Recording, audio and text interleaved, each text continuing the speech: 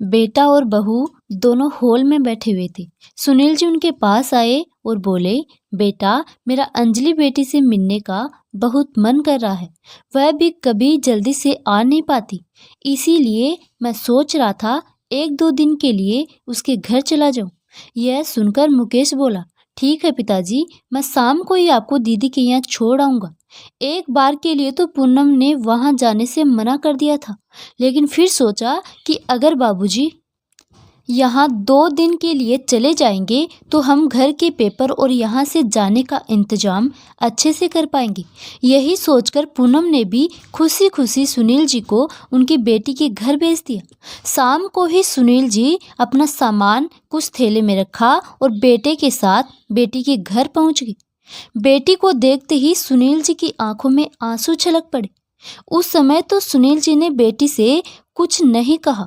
मुकेश अपनी दीदी और जीजा से बोला, दीदी, 3 दिन बाद 5वीं हमारी एनिवर्सरी है, आप दोनों ही बाबूजी को लेकर आ जाना, मेरा समय नहीं लग पाएगा।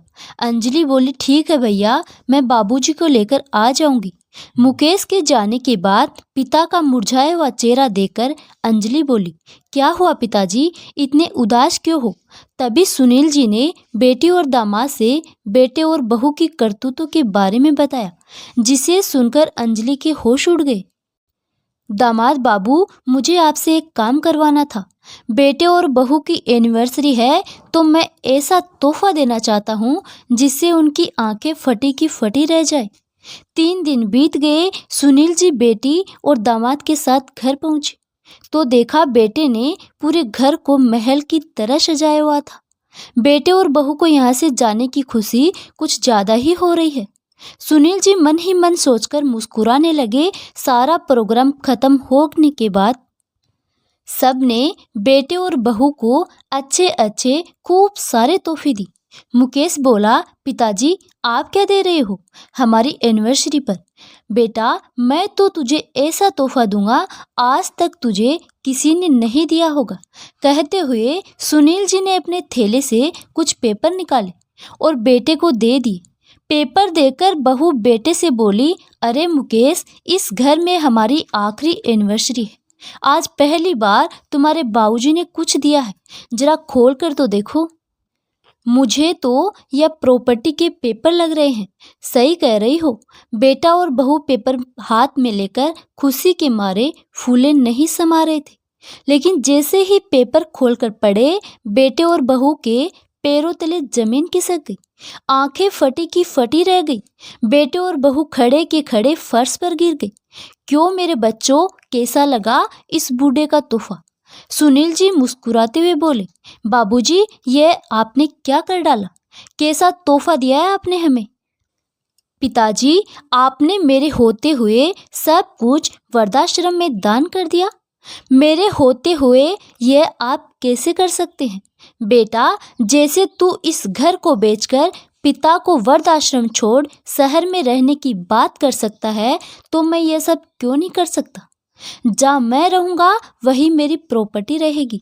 अगर मैं वृद्धाश्रम में रहूँगा तो वृद्धाश्रम में ही मेरी प्रॉपर्टी दान होगी।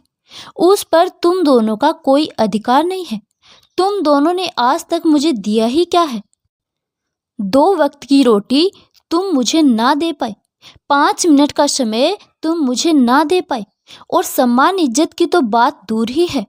मैं सब कुछ बर्दाश्त करता रहा, इसके बावजूद भी जब तुमने मुझे वृद्धाश्रम में छोड़ने की बात की, मैंने तभी यह फैसला ले लिया था कि पिता की बात सुनकर दोनों बेटे और बहू उनके पैरों में लेट गई और उनसे माफ़ी मांगने लगी।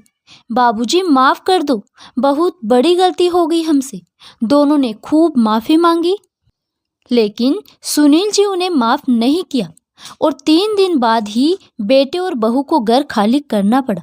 अपने ही घर में सुनील जी ने वृद्ध आश्रम बनाया, जिसमें वह और उनके जैसे ना जाने कितने बुजुर्ग और महिला उस वृद्धाश्रम में रह रहे हैं।